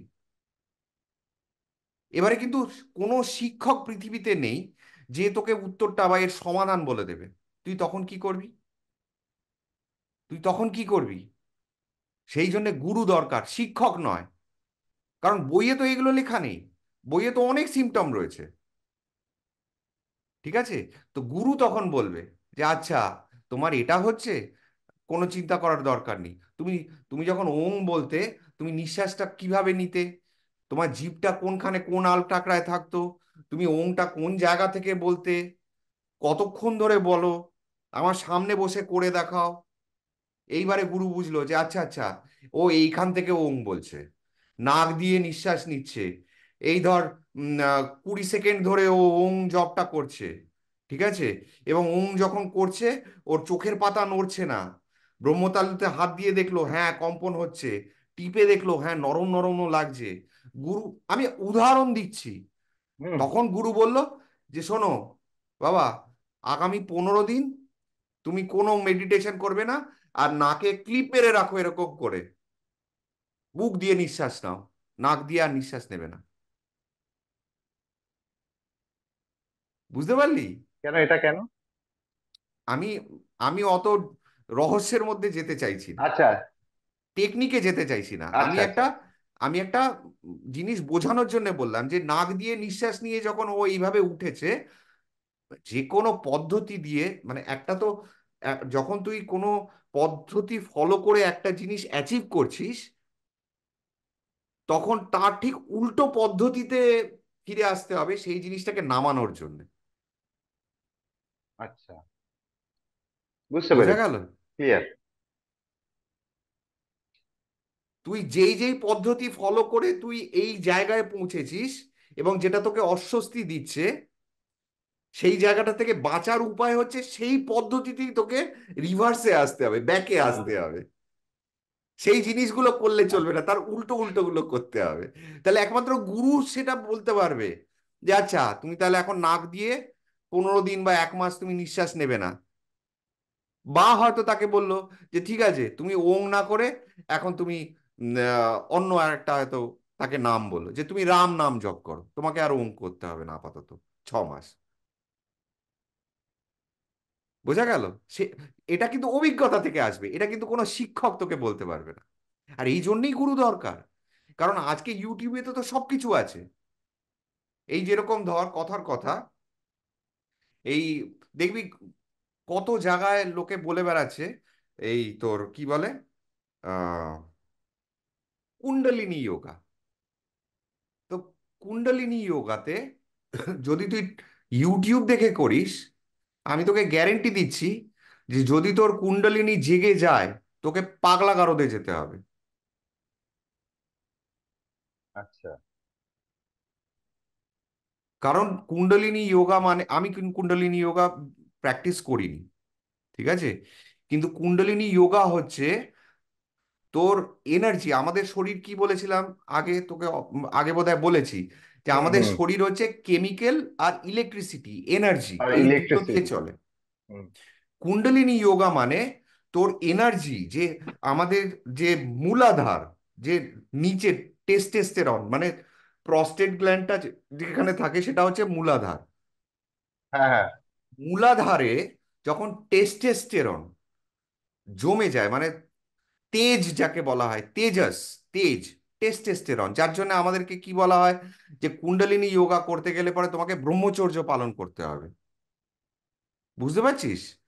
তো আচ্ছা। এই যে টেস্টোস্টেরন মানে হিট বা তেজ, তেজস যাকে বলা হয়, যখন তেজস জড়ো হলো, ঠিক আছে, তখন সেই তেজসটাকে ওই মূলাধার, মূলাধার মানে এই যে বললাম টয়লেট করার জায়গা আর পটি করার জায়গার মাঝখানে হুম। গ্ল্যান্ড। তো টয়লেট করার জায়গা আর পটি করার জায়গার মাঝখানে যে গ্ল্যান্ড প্রস্টেট, সেখানে কি হয়, সংকোচন করতে হবে, সংকোচন। কয়েকবার সংকোচন করলে পরে বুঝতে দেখবি পেরেছি। গায়ের ভেতরে একটা ওই যে আমরা বলি না কাটা দেওয়া, এই দেখ গা কাটা দিয়ে উঠলো, বলি হ্যাঁ। না। তো সঠিক পশ্চারে, সঠিক আসনে বসে যখন তুই ওই মূলাধারে প্রেসার দিবি এইভাবে, তখন ওই তেজস, তেজ, ওটা ওজাসে পরিণত হবে। ওজাস মানে ঊর্জা, তেজ হচ্ছে হিট, ঠিক আছে। আর ওজাস, ওজাস হচ্ছে এনার্জি। এবারে ওই এনার্জি যখন তুই চাপ দিচ্ছিস তখন দেখবি গায়ে কাটার মতন দেবে, পিঠের মেরুদণ্ডর পেছন থেকে, মেরুদণ্ড শির দ্বারা দিয়ে সোজা উঠে মাথার এই ব্রহ্মতালুতে গিয়ে ঠেকবে। মানে এনার্জিটা তুই নিচ থেকে ওপরে তুলে দিচ্ছিস। এটা তো সবাই বলতে পারে। আচ্ছা। এবারে এত এনার্জি যে তুই ওপরে তুলছিস, তুই এনার্জিটা দিয়ে করবি কি? সবাই ভাবছে আমি ম্যাজিক শিখে যাব, সেটাই। সবাই ভাবছে আমি এনলাইটেন্ড হয়ে যাব, সবাই ভাবছে আমি বিশ্বগুরু হয়ে যাব। বুঝতে পারলাম কতটা ভয়ঙ্কর জিনিস লোকে করে চলেছে। এর কোনো এ এটা বেসিক্যালি ধর মানে টিকে আছে এই কারণে, কারণ হাজার জন করলে হয়তো তার মধ্যে একজন সঠিক পদ্ধতিতে করছে, এবং সে যখন উন্মাদ হয়ে যাচ্ছে তখন সেটা আর কোনো খবরের কাগজে বেরিয়ে আসছে না। আর বাকি 999 জন চেষ্টা করে যাচ্ছে, তাদের জীবনে কিছু হচ্ছে না, সুতরাং তারা সেটাকে নিয়ে বাহবা দিয়ে যাচ্ছে। হয়তো তারা যেটুকু উঠতে পেরেছে, উন্নতি করতে পেরেছে, তাই নিয়েই তারা খুশি। কিন্তু প্রকৃতপক্ষে যদি কুণ্ডলিনী যোগা কেউ সাকসেসফুলি কমপ্লিট করে দেয়, তার এখানে যেই পরিমাণে ঊর্জা হয়ে যাবে, ঠিক আছে, সেটাকে কন্ট্রোল করার জন্য অভিজ্ঞ গুরু ছাড়া কেউ পারবে না। কোনো ডাক্তার কন্ট্রোল করতে পারবে না। এই জন্য গুরু দরকার, অভিজ্ঞতা দরকার। বই পড়া বিদ্যা দিয়ে হবে না। তাহলে গুরু যখন তুই করবি, প্রথমে তোকে বুঝতে হবে যে শুধু মন্ত্র নয়, মন্ত্র তো আমি করব, কিন্তু মন্ত্র করতে করতে আমার যদি মাথা ব্যথা হয়, বা যদি আমি ধ্যানস্থ হয়ে যাই, ধর তুই মন্ত্র দিল, তুই খুব ভালো শিষ্য, তুই মন্ত্র জাপ করতে আরম্ভ করলি, এবার করতে করতে তুই ধ্যানে ঢুকে যাচ্ছিস, হতেই পারে হয়তো 50,000 বা হুম। 10,000-এ একজন ঢোকে, কিন্তু ঢোকে তো। আমরা তো তাদেরকেই চাই আধ্যাত্মিক জগতে, তারাই তো আসল মানে রত্ন, যারা ধ্যানে ঢুকতে পারছে। তো তুই যে পারবি না তা তো একদম। নয়, তুইও পারিস। তুই যদি সেরকম ভাবে চাস তুইও পারতে পারিস। এবারে ধর তুই ধ্যানে ঢুকে যাচ্ছিস, 100 বার। খুব ভালো কথা, আমি খুব বাহাবা দিলাম যে চাকরি দেখো ধ্যানমগ্ন হতে পারছে। এইবারে কথাটা হচ্ছে, তুই ধ্যানে ঢুকতে ঢুকতে এবারে তুই গাড়ি চালাচ্ছিস, যাচ্ছিস হয়তো অফিসের কোনো কাজে, গাড়ি চালাতে চালাতে তুই ধ্যানে ধ্যানে ঢুকে গেলি, হতেই পারে। এটাও সম্ভব। তখন কি হবে? তখন তো তোর অ্যাক্সিডেন্ট হবে। বা সাইকেল চালাতে চালাতে তুই ধ্যানমগ্ন হয়ে গেলি, সাইকেল চালাচ্ছিস রাত্রির বেলা, রাস্তা ফাঁকা, তুই কিছু ভাবতে ভাবতে ভাবতে ভাবতে ধ্যানে চলে গেলি, সাইকেল থেকে পড়ে গেলি, তখনও তোর হুঁশ নেই, কারণ ধ্যানটা ওইভাবেই হয়। শরীর, শরীরের সংজ্ঞা থাকে না, ঠিক আছে, শরীরের সাথে কি ঘটছে সেটা তোর মস্তিষ্ক অব্দি যাবে না। তাহলে তুই তো সাইকেল থেকে পড়ে গেলি, এবারে বাড়িতে তোকে নিয়ে আসলো 5 জন ধরে, যে এই তো দেবুদা রাস্তায় পড়ে গেছিল, তুই বুঝতে পারলি যে আমি তো এমনি পড়িনি, আমি ধ্যানস্থ হয়ে গেছিলাম। এবারে তোর চলে এলো শরীরে ভয়, যে কি হলো, ভালো লাগছে কিন্তু এটা তো ঠিক নয়, আমি তো রাস্তায় পড়ে গেলাম সাইকেল চালাতে চালাতে, এটা যাতে না হয় তার তার তো ব্যবস্থা করতে হবে। আমরা যৌগিক মানে হুম আধ্যাত্মিক পথে যাচ্ছি মানে তো এই নয় যে অ্যাক্সিডেন্ট ঘটে যাবে আমাদের সাথে, সেটা সেটা তো বোকামো। হুম হুম হুম। তাহলে তখন তুই কি করবি? তখন তোকে সেই গুরুর কাছে যেতে হবে, যে গুরুজি বা গুরুদেব আমার এই এই হচ্ছে। এবারে সেই গুরুজির যদি নিজে ধ্যানস্থ কোনোদিন না হয়ে থাকে, তাহলে তোকে সমাধানটা দেবে কি করে? সেটাও ঠিক। তাই না? তার বাস্তব অভিজ্ঞতা না থাকলে সে আমাকে বোঝাবে কি? বোঝাবে কি করে, তোকে সলিউশনটা দেবে কি করে? মন এবারে কথা হচ্ছে, গুরু তোকে মন্ত্র দিল, বললো যে রোজ এক মালা করে করবে, করতে করতে তুই ধ্যানস্থ হতে আরম্ভ করলি। সেই গুরুকে গিয়ে বললি, গুরু বললো যে তাহলে ছেড়ে দাও, আর কয়েক কিছুদিন করো না। কিন্তু সেই ছেড়ে দিলে পরে কিন্তু তুই সেখান থেকে ফেরত আসতে পারবি না। প্রকৃত অভিজ্ঞ গুরুই তোকে একমাত্র ফিরিয়ে আনতে পারবে। সেই জন্যে গুরু বেছে নেওয়াটাও কিন্তু আমাদের খুব প্রয়োজন, যে তার অভিজ্ঞতা আছে কিনা। একদম। ভুল গুরু একদম ঠিক। যদি হয়, দেখ আজকের ভিডিওটা একটু বড় হচ্ছে, কিন্তু তবু আমার মনে হয় এগুলো সচেতনতার জন্য খুব প্রয়োজন। যেরকম ধর, ভাগবত গীতার একটা লাইন, ঠিক আছে, একটা লাইনের অনেকগুলো অর্থ হতে পারে, বুঝিস কি? একদম। হ্যাঁ। হ্যাঁ। কিভাবে বোঝাবো? আচ্ছা, একটা কথা, একটা উদাহরণ দিয়ে বোঝাই। কথাটা হুম। হচ্ছে, I never said he stole my book. এটা একটা লাইন সকলের জন্য। I hmm. Never said he stole my book, কথাটা বাংলায় যদি মানে বল করি, কথাটা হচ্ছে যে আমি কখনো বলিনি সে আমার বইটা চুরি করেছে। এই লাইনটা থেকে কটা অর্থ বেরোয় সাধারণত? হিসাবে সাধারণত একটাই অর্থ। একটাই। এইবারে তুই যদি যে কোনো একটা শব্দের উপরে জোর দিস, তাহলে দেখবি মানেটা পাল্টে গেছে। তো এখানে 7টা শব্দ দিয়ে এই বাক্যটা রচনা হয়েছে, তাহলে 7খানা অর্থ বেরোবে আচ্ছা। এই বাক্যটা থেকে। যেরকম ধর, I never said he stole my book, আমি কখনো বলিনি ও আমার বইটা চুরি করেছে। এক,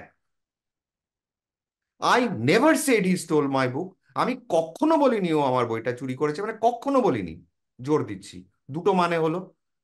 আই নেভার একদম। Shed he stole my book, আমি কখনো বলিনি যে ও আমার বইটা চুরি করেছে, বলিনি। আই নেভার সেড, যেমন আমি আমি হ্যাঁ, লিখে হ্যাঁ জানিয়েছি। লিখে দিয়েছি। হ্যাঁ, হ্যাঁ, হ্যাঁ। I never said he stole my book, আমি কখনো বলিনি ও চুরি করেছে আমার বইটা। অন্য কেউ চুরি করেছে বলেছি, আমি কখনো বলিনি ও চুরি করেছে আমার বইটা। হুম। ও এর ওপরে জোর করছি, বা সে এর ওপরে জোর। I never said he stole my book, আমি কখনো বলিনি ও চুরি করেছে আমার বইটা। ও ধার নিয়েছিল আমার কাছে, আমি সেটা বলতে চেয়েছি। আমি কখনো বলিনি ও চুরি করেছে আমার বইটা, চুরির ওপরে জোর দিচ্ছি। I never said he stole my book, আমি কখনো বলিনি যে ও আমার বইটা চুরি করেছে, ও আমার পাশের ছেলেটার বই চুরি অন্যের করেছে। বৈশু। I never said he stole my book, আমি কখনো বলিনি যে ও আমার বইটাই চুরি করেছে বা বই চুরি করেছে। মানে খাতা, খাতা পেন্সিল ব্যাগ সমস্ত সবই চুরি করে দিই। মানে কতগুলো অর্থ দাঁড়ালো। হ্যাঁ, এটা খুব সুন্দর, কিন্তু এটা কিন্তু সাধারণ মানুষের মাথায় আসবে না, ভাববে একটাই মানে, হ্যাঁ। I never said he stole my book, আমি কখনো বলিনি ও চুরি করেছে। তাহলে একজন যে ভাগবত গীতা পড়ে তোকে শোনাচ্ছে, সে যদি সত্যিকারের অভিজ্ঞ সাধক, সাধক বলছি কিন্তু আমি, সে যদি অভিজ্ঞ সাধক না হয়ে থাকে, তাহলে সে যে ভাগবত গীতার অর্থটা বা রামায়ণের অর্থটা বা বেদের অর্থটা তোকে, শুধু বেদ কেন, যে কোনো সঠিক পৃথিবীর বোঝাচ্ছে কেন? ধর্মগ্রন্থ, সে বাইবেল হতে পারে, সেটা কোরআন হতে পারে, সেটা অন্য কোনো ধর্মের ধর্মগ্রন্থ হতে পারে, সে যদি সত্যিকারের সাধক না হয়ে থাকে, তাহলে সে যে তোকে সঠিক মানেটা বোঝাচ্ছে সেই ধর্মগ্রন্থ থেকে, সেটা বুঝবি কি করে তুই?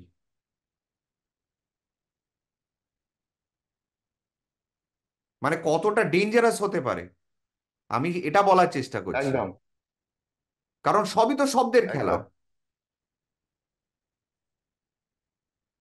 আমি কখনো বলিনি ও চুরি, ও আমার বইটা চুরি করেছে, আর আমি কখনো বলিনি ও আমার বইটা চুরি করেছে, দুটোর মধ্যে আকাশ পাতাল তফাৎ। মানে ওই ভাগবত গীতা বলতে তোমার ওই আরেকটা কথা, যে কৃষ্ণ বলে গেছেন, কর্ম করে যাও, ফলের আশা করো। হ্যাঁ।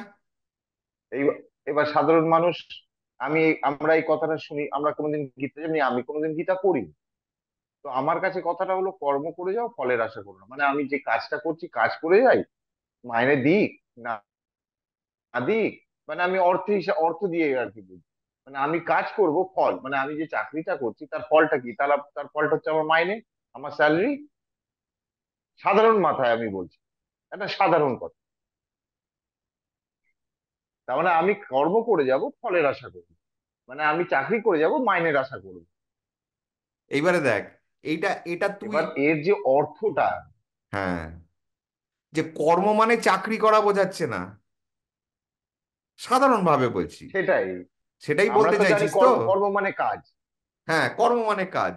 হ্যাঁ। তুই, এটা সাধারণ মানুষ তাই ভাববে যে কর্ম মানে কাজ, কাজ মানে চাকরি। তাহলে চাকরি করছি মানে কর্ম করছি, তাহলে ফলের আশা করব না আমি? আমি মাইনের আশা করব না? তাহলে এটা যদি কেউ এইভাবে ব্যাখ্যা করে তাহলে সে ঠিক। কিন্তু একজন গুরু যখন ব্যাখ্যা করবে তখন সে বলবে কি, কোনো ফল কেন, কোনো কিছুরই আশা করো না। কারণ ওই যে এর আগের দিন বললাম, আরে কর্ম, আশা আকাঙ্ক্ষা যত আর কর্ম। রাখবে হ্যাঁ, কর্ম হ্যাঁ, করে হ্যাঁ। যাও, তাকে বলা হয় কর্মযোগ। কর্মযোগী কাকে বলে? কর্মযোগী বলে, দেখ, এটা উপনিষদে আছে, খুব সুন্দর কথা। একটু ভিডিওটা বড় হচ্ছে আমি বুঝতে পারছি। এটা উপনিষদে আছে, ঈশোপনিষদে আছে, যে যে জ্ঞান জ্ঞান মার্গে যায় সে অন্ধকারে পড়ে। A person who follows knowledge finds darkness, and a person who follows action goes into utter darkness, মানে আরো গভীর, মানে যে জ্ঞানের মার্গে চলছে সে অন্ধকারের দিকে যাচ্ছে, যে কর্মের মার্গে যাচ্ছে সে আরো বড় অন্ধকারে যাচ্ছে। এবারে তুই ভাববি তাহলে আচ্ছা। ব্যাপারটা কি হলো? জ্ঞান দিয়েও পাওয়া যাবে না, কর্ম দিয়েও পাওয়া যাবে না, তাহলে কিসে পাবো? এইবারে পরের লাইনটায় বলছে, যখন তুমি জ্ঞান আর কর্ম দুটোকে একসাথে মেলাবে তখনই তুমি সিদ্ধ হবে, তখনই তুমি মোক্ষ লাভ পাবে। মানে জ্ঞানের মাধ্যমে তুমি জানছো যে এইভাবে আসনে বসতে হয়, এইভাবে সাধনা করতে হয়, এটা তুমি জ্ঞানের মাধ্যমে শিখছো। এবং তুমি আসনে যখন বসছো সেটা হচ্ছে তোমার কর্ম। মানে তুমি যে জ্ঞানটা মানে যে যে নলেজটা তুমি পেলে, knowledge hmm. Leads you to darkness, তাহলে যেই নলেজটা পেলে সেটা তুমি অ্যাকশনে ঢোকালে, মানে কর্মে ঢোকালে। তোমাকে নলেজ দেওয়া হলো যে এইভাবে বসে এইভাবে মন্ত্র জাপ করতে হয়, এবারে তুমি সেটা শিখে এবারে তুমি নিজের উপরে সেটা ফলালে। যখন ফলালে তখন কি হলো, জ্ঞান আর কর্ম দুটো একসাথে মিলিত হলো, তখন তুমি একটা ফলের আশা করতে পারবে। মানে সেটা তোমাকে আধ্যাত্মিক জগতে উন্নত করবে। এবারে এটার অর্থ অনেক ডিপ, এর অর্থ অনেক ডিপ, কোনো আর একদিন বলবো। যে ওই আচ্ছা। যে এটার এটার এটা লিড করছে, করছে হচ্ছে ওই যে বললাম না, নির্বিকল্প সমাধি। মানে জ্ঞান মানে কি, চিন্তা। যতক্ষণ তুমি চিন্তা দিয়ে যাবে ততক্ষণ তুমি নির্বিকল্প সমাধিতে ঢুকতে পারবে না। ওই পরমহংসদেব মাকে দেখতে পাচ্ছে, কারণ মার কল্পনা, মা ওর কল্পনায় রয়েছে। সেই জন্যে উ- তুমি সঠিক জায়গায় পৌঁছতে পারছো না, যেটা হচ্ছে নির্বিকল্প সমাধি বা ব্রহ্মের সাথে লীন হওয়া। আমাকে দয়া করে ক্ষমা করবেন যদি আমি কোনো ভুল কথা বলে থাকি, তবে আমার উদ্দেশ্য সেটা নয় কিন্তু। তো আমার কথাটা বুঝতে পারলি যে যতক্ষণ মাথার ভেতরে ওই কোনো কল্পনা রয়েছে, জ্ঞান রয়েছে, জানার ইচ্ছে রয়েছে, দেখার ইচ্ছে রয়েছে, ততক্ষণ আমার কিন্তু সেই মোক্ষ আমি পাবো না লাভ করতে। নির্বিকল্প সমাধিতে যেতে হবে। আর এটা করতে গেলে কি করতে হবে? আমাকে থ্রু অ্যাকশন, কর্মটা কি হবে, যে আমি কিচ্ছু ভাববো না, আমি কিচ্ছু চাইবো না, আমার কোনো দেখার ইচ্ছা নেই, চাওয়ার ইচ্ছা নেই, আমার শরীরের প্রতি কোনো মায়া নেই, আমি বাঁচবো কি মরবো তারও আমার কোনো জানার দরকার নেই। সেটা হলো তখন কি আমি নির্বিকল্প সমাধিতে যাচ্ছি, যেখান থেকে তোর মোক্ষের দরজা খুলছে, মোক্ষ লাভের দরজা খুলছে। তাহলে আজকে এত দূর অবধি থাক আমার মনে হয়। হ্যাঁ, হ্যাঁ, হ্যাঁ। নাকি তোর কোনো আর প্রশ্ন কিন্তু আছে? না, আর কোনো প্রশ্ন নেই, তবে বোঝা গেল গুরু শিষ্য সম্পর্কটাই সেরা। মানে গুরু শিষ্যরও যেমন কর্তব্য বা উচিত গুরুকে বেছে নেওয়া, তেমনি গুরুর উচিত তার শিষ্যকে সেইভাবে পরীক্ষা করে নেওয়া, যে দুজন হ্যাঁ, দুজনের জন্য এক, মানে সঠিক কিনা। হ্যাঁ। সুতরাং তুমি দীক্ষা তখন নাও যখন তোমার এমন কোনো মনে প্রশ্ন আছে যার উত্তর আর কেউ দিতে পারছে না। কথাটা বোঝাতে পারলাম? তুমি দীক্ষা তখন নাও যখন তোমার ভেতরে এমন কোনো প্রশ্ন আছে বা তোমার কাছে এমন কোনো সমস্যা আছে যার সমাধান পৃথিবীতে কেউ দিতে পারছে না। তখন তুমি একজন গুরুর কাছে গেলে, গিয়ে তুমি প্রশ্নটা করলে বা সমাধানটা চাইলে যে আমি এই অসুবিধায় পড়েছি, আমি কি করব, বা আমার এটা খুব জানার ইচ্ছে যে ভগবান আদৌ আছে কি নেই, ঠিক আছে, বা আমি কে, বা আমার জীবনের মানে কি, এই প্রশ্নটা তুমি তাকে করলে, দেখলে কি উত্তর দিল। এবারে আরেকজনের কাছে গেলে, গিয়ে তাকেও সেই প্রশ্নের উত্তরটা প্রশ্নটা করলে, এবার দেখলে যে কে কি ধরনের উত্তর দিচ্ছে। তোমার মনই তখন বলে দেবে যে এ ঠিক বললো, এ কিন্তু আমাকে ঠিক কথা বললো না। যারাই পূর্বজন্ম পরজন্ম এইসব, এই যে তুই কাউকে যদি বলিস যে আচ্ছা এত লোক পৃথিবীতে, এই যে যুদ্ধ হচ্ছে ইউক্রেন ইউক্রেন আর রাশিয়া, বা এই যে ইরান আর ইসরায়েলের যে যুদ্ধ হচ্ছে, কত মানে শিশু মারা যাচ্ছে বলতো। এবার আমি যদি তোকে প্রশ্ন হুম। করি যে এই শিশুরা কি অপরাধ করেছে, ভগবান কেন এদেরকে এত কষ্ট দিচ্ছে, হ্যাঁ, ঠিকই, যুক্তি। তাই না? এবারে এটা যদি কোনো গুরুকে জিজ্ঞেস করি, সেই গুরু যদি সঠিক মানে শিষ্য যদি পায়, দেখ শিষ্য তো অনেক রকমের হয়। একজন হচ্ছে শিষ্য যারা মানে গুরুর ওপরে মানে গুরুকেও হারাতে চায় তর্কে, মানে গুরুর ওপর দিয়ে যেতে চায়, অতি চালাক, মানে তার জানার ইচ্ছে কিছু নেই কিন্তু সে গুরুকে হারাতে চাইছে। হুম, হুম। তাহলে ওই রকম শিষ্যর কাছে গুরু মুখ খুলবে না, সেরকম মানুষ বলবে না। কিন্তু আর যদি গুরুর জ্ঞান না থাকে, তখন সে কি বলবে, ও হয়তো পূর্বজন্মে কোনো পাপ কাজ করেছিল, সেই জন্য তাকে এই জন্মে ভোগ করতে হচ্ছে। পূর্বজন্মের দোহাই হ্যাঁ, যারা এটাই যারা সাধারণ। দিচ্ছে, পূর্বজন্মের দোহাই যারা হুম। যারা দিচ্ছে, তার মানে তুই ধরে নে যে তারা সঠিক গুরু নয়।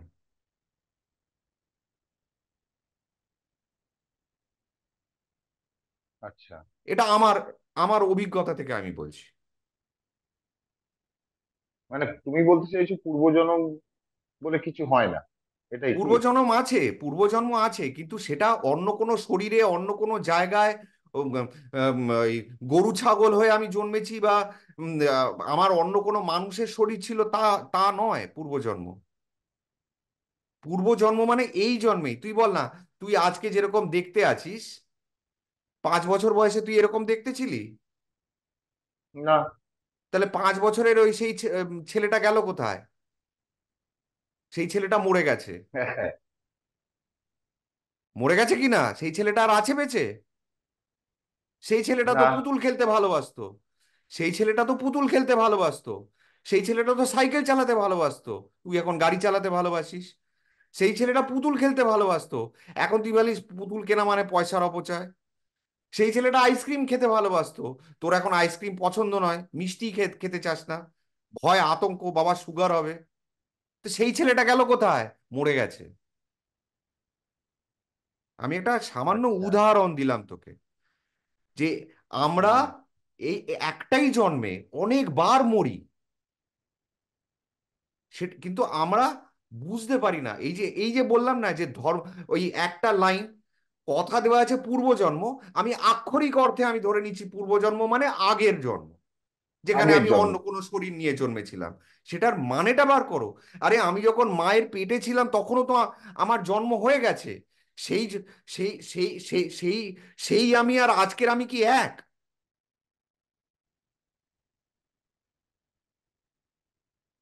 এক নয় চিন্তার তো। চিন্তার বিষয়। কেন এক নই?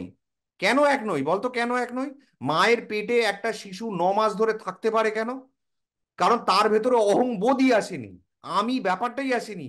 তার মাইন্ডে সাইন্টিফিক কথায় ডেল্টা ওয়েভ চলছে, ডেল্টা ব্রেন ওয়েভ, এটা একটা অন্য বিষয়। ডেল্টা ব্রেন ওয়েভ যখন নির্বিকল্প সমাধি, তখন চলে ডেল্টা হুম, ব্রেন হুম। ওয়েভ। যখন ডিপ স্লিপ, যেখানে স্বপ্ন নেই, ঘুমিয়ে আছিস কিন্তু স্বপ্ন আসছে না, তখন চলে ডেল্টা ওয়েভ। এই মায়ের পেটের গর্ভে যখন কোনো মানে শিশু রয়েছে, তার ব্রেনের মধ্যে, মস্তিষ্কের মধ্যে চলছে ডেল্টা ওয়েভ, সেখানে আমি ব্যাপারটাই নেই। আর আমি নেই বলেই সে, আমি ওই 9 মাস ধরে ওইখানে ছিলাম কিন্তু আমার কোনো কষ্ট হয়নি। বাহ। এটা ইয়ার্কির ছলে নয় যে এগুলো ওখানে লেখা, এখানে পূর্বজন্ম লেখা আছে, মানে আমার আগের জন্ম যেখানে আমি মরে গিয়ে আবার জন্ম নিয়েছি। ওগুলো ওগুলো যারা ব্যাখ্যা দেয়, ওগুলো শাস্ত্রবিদ্যা। ওই যে বললাম টিচার, তারা তোকে যুক্তি দিয়ে শাস্ত্র দিয়ে মিলিয়ে দেবে তারা যেটা বলতে চাইছে। কিন্তু যাদের অভিজ্ঞতা আছে তারা কোনো দিন বলবে না পূর্বজন্মের কথা। যারা শাস্ত্র পড়ে তোকে বিদ্যা দেবে, তারা তো এও বলে যে ভগবান আছে। আবার অনেক শাস্ত্র পড়ে অনেকে বলে যে না, ভগবান নেই। আজকে যারা চারবাক, চারবাকরাও তো হিন্দু, ঠিক আছে? তো তারা তো তারা, তাদের কাছে কি, যুক্তি দিয়ে যেটা দেখতে বুঝতে পারবো না সেটাকে আমরা অস্বীকার করব, যেটা আমরা চোখে দেখবো না সেটা আমরা ধরে নেব যে সেটা নেই। সেটাও তো একটা প্রিন্সিপাল ফিলোসফি, ঠিক আছে? তো আমি এই কথাটা এই কারণে বলছি যে একমাত্র প্রকৃত গুরুই তোকে বলতে পারবে সঠিক অর্থটা কি। তো কেউ বলছে যে ভগবান আছে, কেউ বলছে ভগবান নেই, কিন্তু গৌতম বুদ্ধ আমরা সবাই মানি, গৌতম বুদ্ধ কোনোদিন বলে যায়নি যে ভগবান আছে না নেই। আর সেটাই হচ্ছে প্রকৃত জ্ঞান।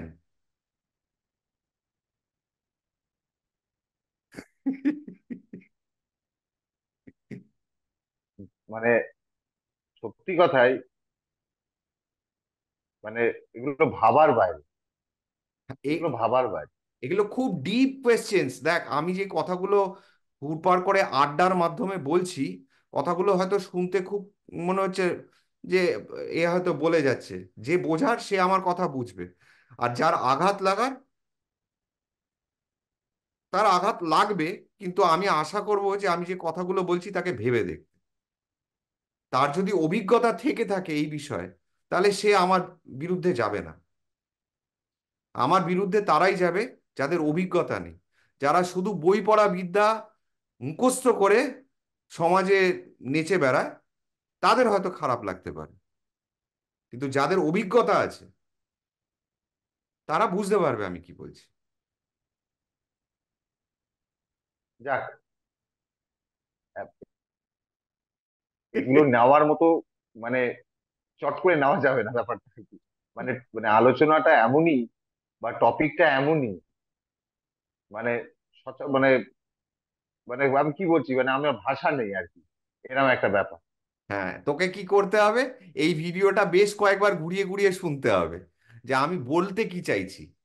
তারপরেও যদি প্রশ্ন থাকে, তুই তো আমার সাথে ডাইরেক্ট কথা বলছিস, আমাকে জেনে নিবি।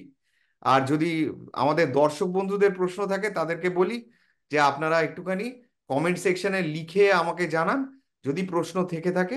তা আমি, আমার কাছে আমার যদি জানা থাকে, তাহলে আমি নিশ্চয়ই চেষ্টা করব আপনাদেরকে সেই উত্তরটা দেওয়ার। যদি জানি, যদি না জানি, আমি সেটাও বলবো যে আমার এই উত্তর আমার কাছে নেই। ঠিক আছে, ঠিক কিন্তু আছে, আজ এই কয়েকবার অবধি থাক। শুনতে হবে। আজ হ্যাঁ, আজ এই অবধি থাক। আজ এই অবধি। ঠিক আছে। চলো, ঠিক আছে। টাটা। Tata tata.